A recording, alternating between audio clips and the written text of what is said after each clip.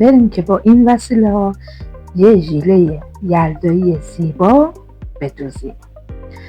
برای دوخت این ژیله ابتدا پارچه رو به اندازه 1/4 دور سینه به علاوه 5 سانتیمتر تا میزنیم و سر تا سر متر میکنیم که همه جا همون اندازه باشه. مثلا اگه 30 سانت در میاد همه جا 30 سانت باشه، بالا پایین وسط همه جا همون 30 سانت باشه.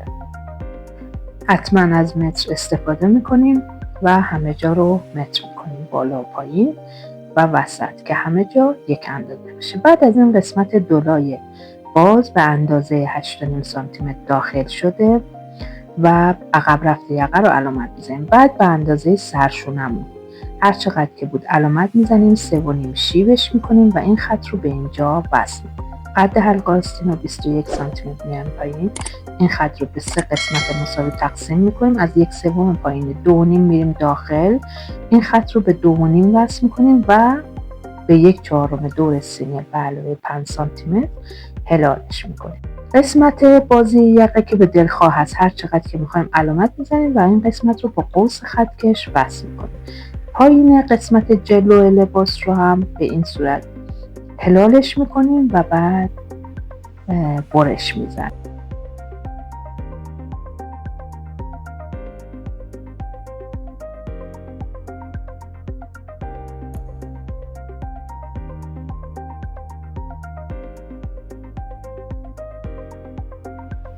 برای این قسمت پهلو ما میایم ابتدا قد بالاتنه رو از بیخ گردن پایین علامت میزنیم. این قسمت میشه خط کمر. برای خط کمر در قسمت پهلو ما 2 سانت داخل میشیم تا فرم انحنای کمر رو روی لباس مشخص بکنیم. به این صورت 2 سانت داخل میشه و با قوس خطکش قسمت بالایی رو با قوس خطکش به سمت داخل هلالش میکنیم و قسمت پایین رو با قوس خطکش به بیرون هلالش میکنیم به این صورت که میبینید تا فرم قسمت گودی کمر روی لباس هم خالی بشه و وقتی که میپوشید تنپوش قشنگ داشته باشه. به این صورت قسمت جلوی کار برش زده میشه. برای برش پشت هم پارچه رو به اندازه 1/4 دور سینه به علاوه 3 سانتیمتر تا میکنیم. هر چقدر که شد مثل جلو متر میگیریم، همه جاش باید یک اندازه باشه. وقتی که مطمئن شدیم همه جا یک اندازه ثابتش میکنیم و خط کشی میکنیم. عقب رفته یقمون رو 8.5 میدیم، 2 سانت هم پایین رفتش رو میدیم، هلالش رو میکشیم. سرشونه رو علامت میزنیم و 3.5 شیبش میکنیم. این خط رو به اونجا وصل میکنیم و قد حلقه رو 21 در نظر گرفتیم مثل جلو. از 1/3 پایینش نیم میریم داخل، اینو به این نیم سان وصل میکنیم و بعد هلال میکنیم به 1/4 دور کمر به علاوه 3 سانتیمتر. برای این قسمت هم باید قد بالاتنه رو علامت بزنیم از بیخ گردن هر جا که افتاد. این قسمتمون میشه خط کمرمون که به خط کمر با قوس به داخل از قوس خطکش استفاده میکنیم و قسمت پایینش هم که برای پایین لباس هست با قوس به بیرون هستش از قوس خطکش استفاده میکنیم و هلالش رو میکشیم تا پایین لباس و بعد برش میزنیم.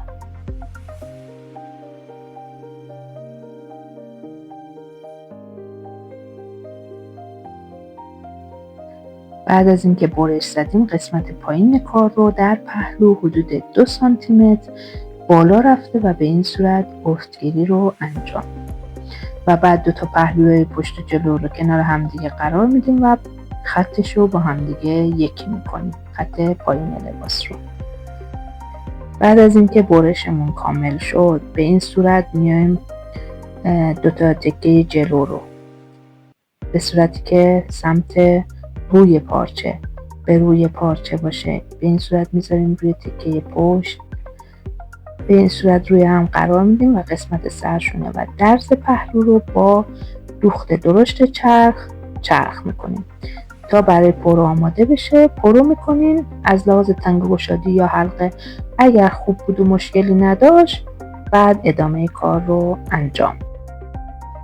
بعد از اینکه مطمئن شدیم همه چیزش خوبه، دقیقاً اندازه خود کار یه پارچه آستری هم برش میزنیم.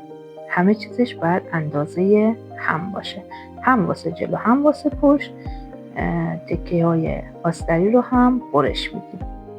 بعد میایم بازش میکنیم و دقیقاً مثل همون قسمت رویه پارچه درزهای پهلو رو میذاریم روی هم دیگه و دوخت اصلی کار رو انجام میدیم. دیگه نیازی نیست با دوخت درشت انجام بدیم چون تنگ گشادیش برامون خوب بوده. اگه 2.5 سانت دوخت گرفتیم همون مقدارم برای تکه روی دوخت میگیریم. هر دو رو فقط درزهای پهلو رو میدوزیم، اتو میزنیم. بعد از دوخت و اتو کار رو به این صورت پهن میکنیم و تکه رویی رو هم که درزهای پهلوش رو دوختیم و اتو زدیم رو به صورتی که روی پارچه به روی پارچه باشه، یعنی سمت چپ کار رو باشه، پهن میکنیم روی همدیگه و همه جاش رو میزون میکنیم. یعنی باید قسمت درزهای پهلو حتما روی همدیگه قرار بگیره، سرشونه ها روی همدیگه، این درز رو هم روی هم. ببینید درز باید روی درز قرار بگیره، هم از قسمت حلقه و هم پایین کار. به این صورت مرتبش میکنیم و با سوزن تهگرد فیکسش میکنیم و از یک سمت کار شروع میکنیم به دوخت دور تا دور کار. قسمت حلقه ها و قسمت سرشونه ها رو نمیدوزیم. 4 تا سرشونه داریم، 4 تا سرشونه باید باز باشه. قسمت یقه پشت رو هم میدوزیم.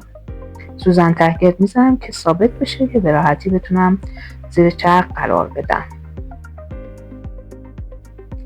حتما یا کوک بزنین یا با سوزن تهگرد فیکسش بکنین که تکون نخوره، درز از روی درز جا به جا نشه و اینجوری نباشه که یه تیکمون کم بیاد یه تیکمون زیاد بیاد یا از داخل کشیده بشه. ببینید دقت کنین این قسمت رو که من صاف میکنم دقیقاً درز روی درز سوزن تهگرد میزنم و ثابتش میکنم. میتونین با کوک هم لباس رو ثابت کنین و بعد بذارین زیر چرخ و بدوزینش. اینجوری دیگه راحت میتونین بذارین زیر چرخ و بدوزین بدون اینکه تکون بخوره کارتون. بعد از اینکه دوختیم ما میایم قسمت حلقه ها رو که هلال بیشتری داره حتما دوختش رو سبک میکنیم و پر از چرتش میکنیم که تمیز برگرده. موقع برگردوندن آستری کیستی چیزی ایجاد نشه. اطرافش رو همه رو چرت میزنیم و جاهایی که هلال داره حتما دوخت رو سبک میکنیم و این قسمت ها رو پر از چرت میکنیم. یقرم چرت میزنیم، قسمت هلال جلو رو هم سبک میکنیم درز رو و چرت میزنیم تا موقع برگردوندن کار خیلی راحت کارمون تمیز برگرده. این چرت ها خیلی مهم هستن که کار تمیز برگرده، مخصوصا قسمت هایی که به این صورت هلال هستن. بعد از قسمت سرشونه از یکی از سرشونه های جلو کل کار رو برمیگردونیم به سمت رو، به این صورت که داریم میبینیم توی تصویر. همه کار از یه دونه سرشونه به راحتی برمیگرده به روی کار.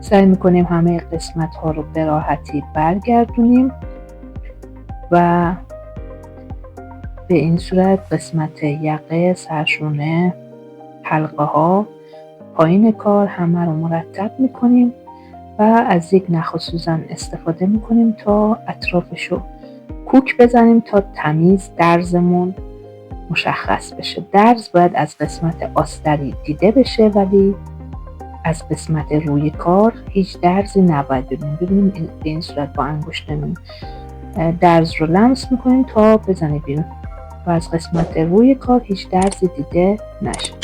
بعد کوک میزنیم کامل تا بذاریم زیر اتو و اتو بزنیم تا قشنگ پرس بشه. دور تا دور کار رو، حلقه ها و یقه پشت رو هم به همین صورت همش رو کوک میزنیم.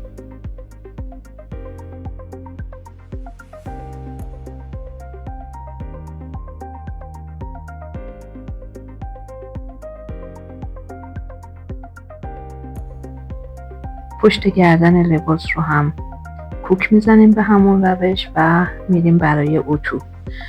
با اتو کامل پرس میکنیم. بعد از اتو هم کوکا رو باز میکنیم، دیگه نیاز به این کوکا نیست. میریم برای وصل کردن سرشونه ها. روی هم قرار میدیم پشت جلوی کار رو. برای دوختن سرشونه ها حتما اول از نخ و سوزن استفاده میکنم و با کوک این دو قسمت رو از سمت پشت به هم وصل میکنم. ببینیم به این طریق کار رو پشت و رو میکنم، دو تا تکه رو به هم دیگه باشه و دو تا آستری هم به سمت هم قرار میگیره. بعد به این صورت دو تا تکه رو روی هم قرار میدیم و دقت کنین حتما درز ها روبروی هم قرار بگیره موقع دوخت و 2-3 سانت از آستری رو گرفته و کوک میزنیم. حتما اول کوک بزنین تا بعد برای گذاشتن زیر چرخ کارتون راحت باشه و اذیت نشین. کامل از 2-3 سانت از آستری گرفته درز روی درز و بعد تکه روی پارچه رو کامل کوک میزنیم. دوباره به درز حلقه رسیدیم، درز روی درز باید قرار بگیره. حتما به اینا حتما دقت کنین و بعد هم 2-3 سانت دیگه از اون طرف آستری هم کوک میزنیم. هر چقدر که بیشتر بتونین از آستری کوک بزنین کار خودتون راحت‌تر و تمیزتر در میاد. اگه دقت کنین کار این قسمت یه ذره سخت‌تر هست اما پیچیده نیست. یه ذره چون که میچرخه به سختی باید به همدیگه برسونین ولی کار تمیزی در میاد. حتی میتونین با این روش ژیله‌ای که میدوزین رو دورو بدوزین، یعنی پارچه من از آستر استفاده کردم، شما میتونید از یه پارچه دیگه استفاده کنین و هم از این طرف ژیله استفاده کنین هم از اون طرف، چون دروش هیچ درزی دیده نمیشه و مرتب و منظم هستش. به این صورت با کوک که تنظیم کردیم این قسمتی که بازه رو باید پستوز کنیم. دقت کنید درزها روبروی هم قرار گرفته و این نشانه تمیز کاریمون هستش و از روی کار هم به این صورت دیده میشه. اون یکی سرشونمون هم به همین روش کوک میزنیم و بعد میریم زیر چرخ میذاریم و میدوزیم. هر دو تا سرشونه رو میدوزیم. ببینید اون یکی سرشونه رو هم کوک زدم و یه تیکه از آستری باز هستش. میریم که بذاریم زیر چرخ. بعد از اینکه دوختیم یه اتو میزنیم و این تیکه‌ای که باز بود رو با نخ همرنگ پارچه پستوز میکنیم تا هیچ قسمتی از روی کار درزی یا دوختی دیده نشه. به این صورت پستوز میکنیم و تمیز و مرتب در میاد. اینجا کارمون تمومه. به این زیبایی میتونین جلیقه یلداییتون رو بدوزید. اینم از نتیجه کار. موفق باشی گلم.